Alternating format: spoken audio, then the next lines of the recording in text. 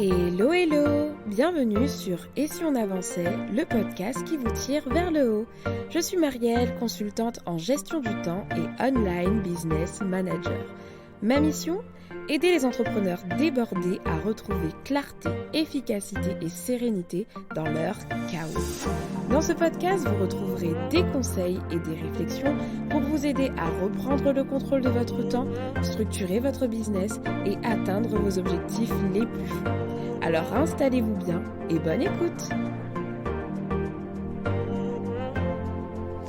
Hello hello, bienvenue dans ce nouvel épisode de podcast dans lequel je suis ravie de vous retrouver. Aujourd'hui, comme l'indique le titre de cet épisode de podcast, nous allons parler de respect, mais pas de n'importe quel respect et pas dans n'importe quel contexte, puisque nous allons parler du respect du temps des autres. Et oui, il me tardait d'aborder ce sujet en fait par rapport à la gestion du temps, dans ce sens-là, parce que à ma grande surprise, quand j'ai voulu faire un peu de recherche, comme d'habitude pour benchmarker et essayer de me différencier dans la création de mon contenu, j'ai remarqué que le sujet n'était jamais abordé sous cet angle-là. Et pourtant, le respect du temps des autres fait pour moi partie d'un essentiel en fait de la gestion du temps, puisque quand on se met à développer des principes de respect de gestion du temps, des autres, en fait de respect du temps des autres, on commence aussi soi-même à respecter son temps et je trouve que c'est un cercle vertueux que j'aimerais nous encourager à créer dans notre quotidien. Je suis sûre et certaine que vous avez déjà été dans une situation où vous avez eu le sentiment que votre temps n'était pas respecté. Je vous donne 3 exemples. Un rendez-vous Zoom où la personne ne se présente pas. En business ou pour un appel découverte, peu importe. Mais la personne, elle ne se présente pas et vous n'avez pas eu de nouvelles. Là, clairement, on a l'impression que son temps n'est pas respecté. Une personne qui arrive 40 minutes en retard sans vous prévenir. Un événement annulé 1 heure à l'avance, sans explication, etc. En fait, ce sont plein de situations où on a cette sensation, en fait, que notre temps n'est pas respecté. Et dans ces situations-là, c'est tellement frustrant, surtout si, comme moi, vous avez travaillé sur votre mindset et que vous donnez de la valeur à votre temps. Le pire, je pense, c'est lorsqu'on a l'impression qu'on fasse, la personne ne semble pas réaliser qu'elle n'a pas respecté notre temps, en fait. J'ai lu cette phrase une fois qui disait « Le temps, c'est de la vie » et cette phrase, elle m'a marquée à jamais. Parce que du coup, si le temps, c'est effectivement de la vie, parce qu'il y a des personnes qui disent que le temps, c'est de l'argent, mais j'aime beaucoup cette version avec le temps, c'est de la vie, ça veut dire que si le temps, c'est de la vie, quand on ne respecte pas le temps de l'autre, on ne respecte pas sa vie, on ne respecte pas le temps qu'il investit en fait, pour l'événement, pour le rendez-vous, peu importe ce que c'est.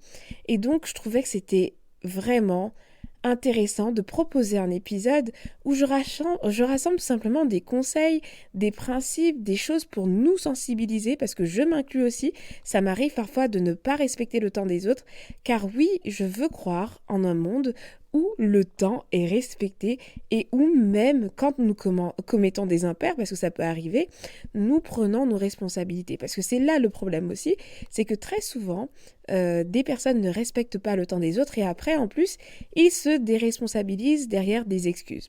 Donc, on prend ses responsabilités et on respecte le temps des autres. Vous verrez que beaucoup de mes conseils sont franchement du bon sens. Et pourtant, je trouve important d'en parler car vu le nombre de fois auxquelles je suis confrontée en fait à des situations où mon temps n'est pas respecté, je me dis qu'on a encore du chemin, qu'on a encore du boulot. Alors, ça ne nous fera pas de mal d'être sensibilisés. Donc, c'est parti aujourd'hui pour 8 façons de respecter le temps des autres et donc le nôtre au passage. Et ce, peu importe la personne concernée, car oui, le temps de tout le monde est précieux. C'est pas parce que c'est le temps de Barack Obama, que c'est le temps de Bill Gates, que c'est le temps de machine ou de bidule. Tout le monde a le droit d'avoir son temps respecté, quelle que soit sa caste, sa catégorie sociale, son métier. Voilà, tout le monde a besoin d'avoir un temps respecté. Première façon, c'est de prendre ses dispositions pour être à l'heure. Donc on parle de ponctualité. Et pour être à l'heure, c'est simple, on a des conseils qui sont très basiques. C'est le fait déjà d'anticiper. Si vous avez un rendez-vous physique, regardez les horaires, le trafic, faites un itinéraire à l'avance et prévoyez une petite marge d'imprévu, surtout quand c'est un nouveau rendez-vous, un nouveau lieu que vous ne connaissez pas. L'anticipation est la clé. N'hésitez pas à prévoir également vos habits pour gagner du temps le matin et d'autres détails qui pourront impacter votre rendez-vous. Donc ça, c'est pour les rendez-vous physiques. S'il s'agit d'un rendez-vous en ligne, dans ce cas, pareil, on va vérifier sa connexion à l'avance. On va s'assurer de pouvoir être au calme et disponible pour le rendez-vous en question. Si le lieu de rendez-vous, il est sur Zoom, vérifiez qu'on a bien accès au logiciel Zoom. Vérifiez que le rendez-vous, il est à quel endroit, parce que des fois, il m'arrive, par exemple, pour les appels découvertes, que les personnes me disent « Ah, mais je pensais que vous alliez m'appeler », alors que c'est clairement écrit dans le processus que le rendez-vous se fera via Zoom. Si la personne prend le temps un peu de regarder son rendez-vous, il verra que le rendez-vous se fait via Zoom. Donc, documentez-vous, s'il se fait via Zoom, préparez-vous, Google Meet, préparez-vous, un nouveau logiciel, téléchargez-le, ayez un environnement calme, et etc., etc. L'anticipation est la clé, alors pour être à l'heure, pour respecter le temps des autres, mais même pour votre organisation d'une manière générale. Et si jamais, parce que ça arrive des fois, si jamais ça arrive que vous soyez en retard, que vous ayez un problème, assumez vos responsabilités, excusez-vous, prévenez de votre retard, mais ne laissez pas la personne poireauter. Si vous n'avez pas la possibilité de prévenir, c'est pas grave, mais lorsque vous arrivez, montrez que vous êtes vraiment désolé tout simplement. Et peut-être que ça passera, mais la personne sera aussi en droit de vous en vouloir et c'est complètement ok. Deuxième façon de respecter le temps de l'autre, c'est d'apprendre à fixer des deadlines ou de fixer un cadre lorsque vous sollicitez un besoin, lorsque vous sollicitez un service ou une aide. Ça aussi, ça va contribuer au respect du temps des autres, d'encadrer ces demandes ou ces sollicitations. Vous demandez un service? Précisez pour quand c'est afin que la personne qui reçoit la demande puisse s'organiser et se repérer afin de savoir aussi s'il peut s'engager ou pas. Si vous donnez un rendez-vous, un call, une réunion, clarifiez l'objet du rendez-vous, une heure de début, une heure de fin et un objectif pour que la personne puisse avoir un cadre, savoir à quoi s'attendre, peut-être se préparer.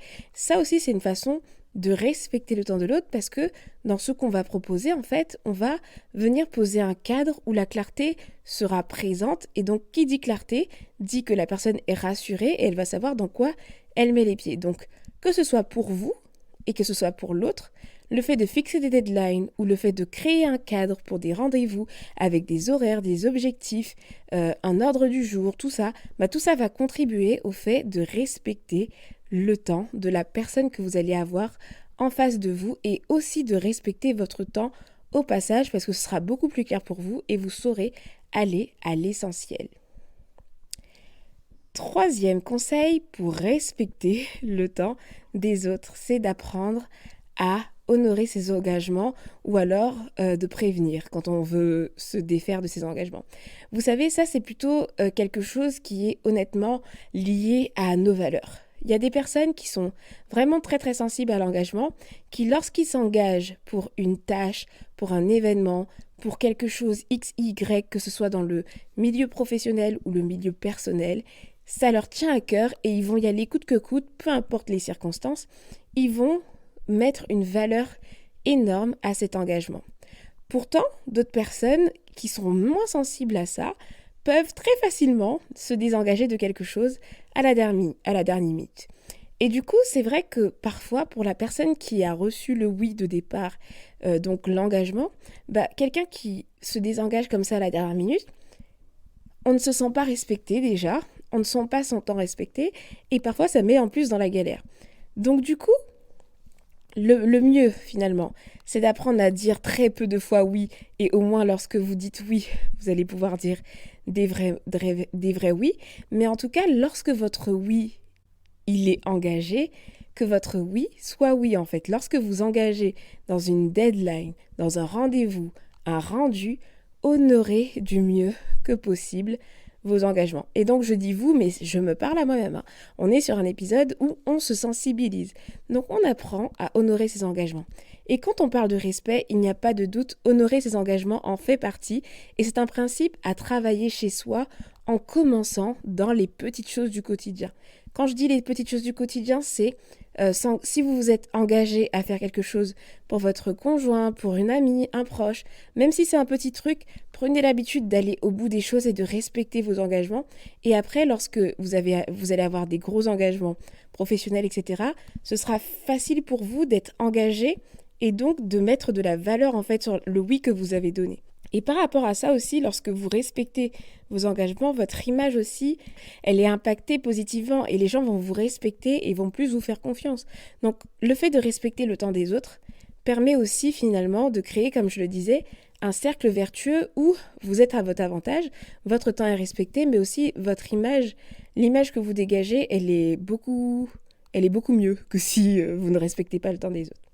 Et si jamais, comme cela peut arriver pour une raison X ou Y, vous ne pouvez pas respecter votre engagement, vous prévenez tout simplement la personne impliquée le plus longtemps à l'avance possible. C'est que si vous sentez venir un truc par exemple, n'hésitez pas à prévenir au cas où, même si après ça n'arrive pas, mais si vous sentez qu'il va y avoir un événement, une impossibilité, n'hésitez pas à prévenir la personne qu'elle puisse s'y attendre.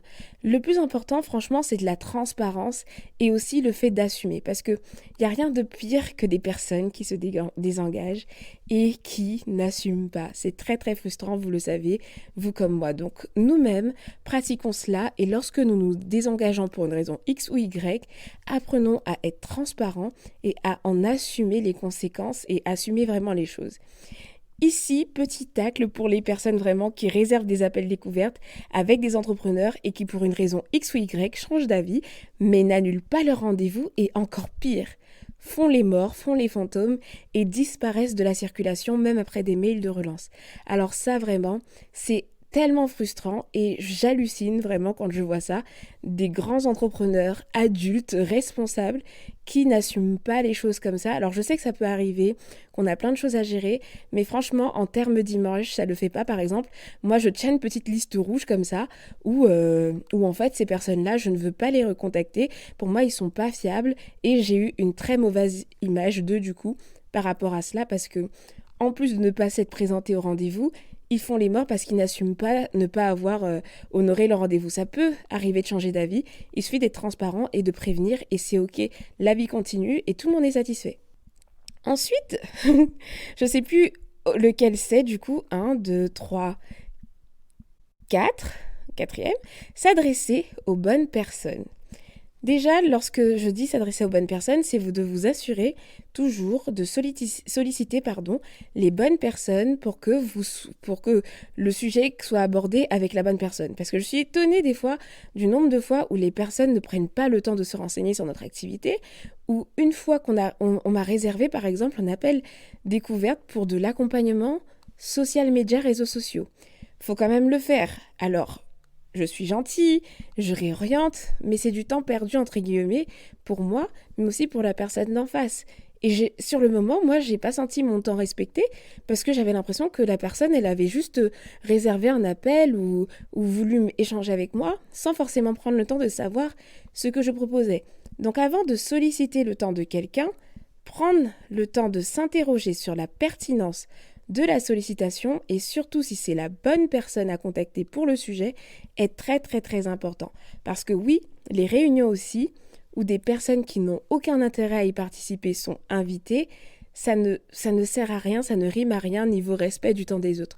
Autant avoir les bonnes personnes et ne pas solliciter les personnes pour rien du tout. Pour respecter votre temps et le temps aussi de cette personne en face. 5e, donc préparer la communication. Donc avant un rendez-vous avec quelqu'un ou un groupe de personnes, Préparez-vous pour respecter le temps des autres, préparez les points abordés, maîtrisez à fond le sujet que vous allez aborder. Tout ça consiste aussi à vous documenter sur le sujet, histoire de ne pas poser des questions évidentes que l'on peut retrouver officiellement ailleurs par exemple. Donc ça c'est avant un entretien par exemple. Ou voilà, en gros, lorsque vous allez avoir un rendez-vous où quelqu'un va vous donner de son temps pour une raison X ou Y, préparez un maximum ce moment-là pour que la personne sente que son temps est investi dans quelque chose de qui en vaut la peine en fait, même si c'est pas rentable pour lui, mais qu'il n'ait pas l'impression, la frustration en fait de perdre son temps et que par exemple cette réunion ne servirait à rien, ce rendez-vous ne servirait à rien parce que l'information pouvait être trouvée autre part. Donc lorsque vous sollicitez quelqu'un, s'il vous plaît, préparez-vous un maximum, documentez-vous pour que pour que ce temps soit le plus enrichissant possible pour vous et pour la personne d'en face. Je ne sais plus où j'en suis, j'ai du mal avec les numéros. Donc on a vu le premier, le deuxième, le troisième, le quatrième, le cinquième. Et donc nous passons à la sixième façon de respecter le temps des autres. La sixième façon, c'est tout simplement de respecter les limites. Si une personne vous dit par exemple qu'elle a 30 minutes à vous accorder, faites en sorte de respecter ces 30 minutes. Si elle vous dit 1 heure, faites en sorte de respecter ces 1 heure. Si un collaborateur dit ne plus être disponible après 17h, ne l'écrivez pas après 17h, ne l'appelez pas après 17h si ce n'est pas une urgence. Si vous avez un prestataire qui vous dit qu'il ne travaille pas le lundi pour votre projet et qu'il préfère que vous n'envoyiez pas des mails, n'envoyez pas des mails pour le lundi. Aujourd'hui, il y a moyen de programmer des mails, donc vous pouvez très bien respecter les limites de chacun pour que la personne ne soit pas frustrée de son côté et n'ait pas la sensation en fait que ces limites ne soient pas respectées. Les limites fixées et clairement évoquées doivent le plus possible être respectées. Donc ici c'est simple pour ce sixième conseil. Si quelqu'un a évoqué une limite qui est très claire, elle dit qu'elle ne répond pas les week-ends par exemple ou autre, eh ben c'est très important de ne pas harceler cette personne pour qu'elle contourne ses limites si ce n'est pas un sujet urgent, juste parce que vous en avez décidé autrement. C'est une façon de respecter les autres en fait, et carrément respecter leur temps. Septième conseil pour respecter le temps des autres, c'est d'accepter les noms et montrer son ouverture aussi aux noms. Donc quand je dis non, c'est N-O-L, le fait d'avoir des refus.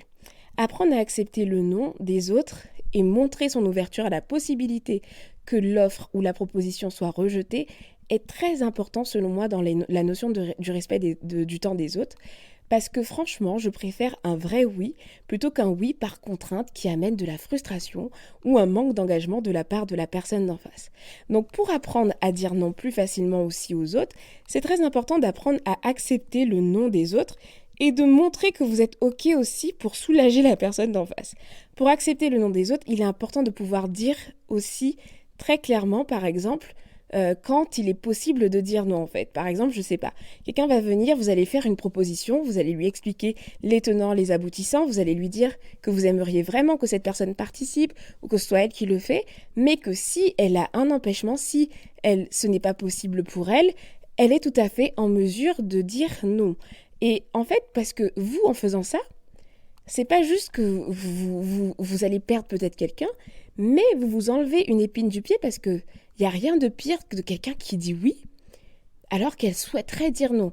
Donc montrer son ouverture au non, franchement, je trouve que c'est quelque chose d'hyper important pour s'habituer chacun d'entre nous à accepter les noms et permettre aussi aux personnes qui ont du mal à dire non, à dire non de façon plus libre aussi et avec un plus gros soulagement parce qu'elle sent que devant elle, il n'y a pas un côté culpabilisant en fait par rapport au non.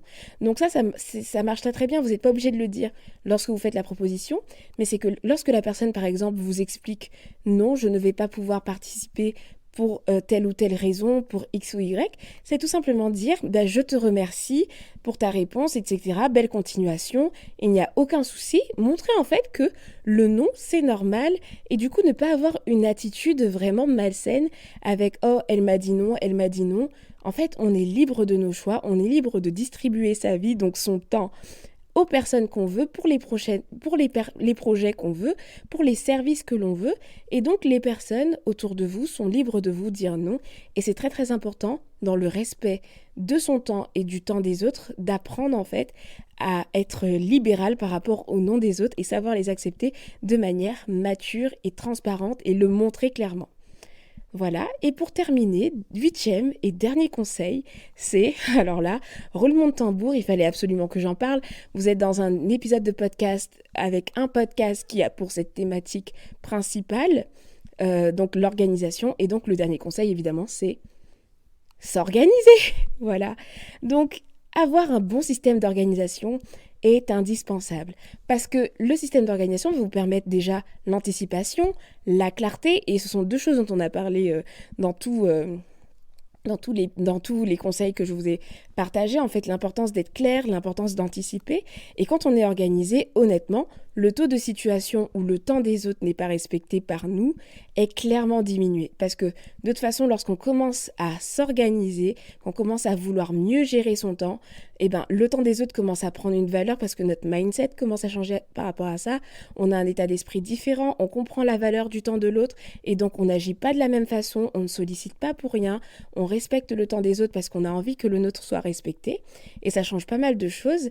Et d'ailleurs, du coup, si vous cherchez à construire un système d'organisation qui va vous permettre justement d'atteindre vos objectifs, respecter votre temps aussi et reprendre carrément le contrôle de votre temps, la formation Momentum 101 vous ouvre ses portes comme d'habitude avec toutes les étapes pas à pas pour y arriver.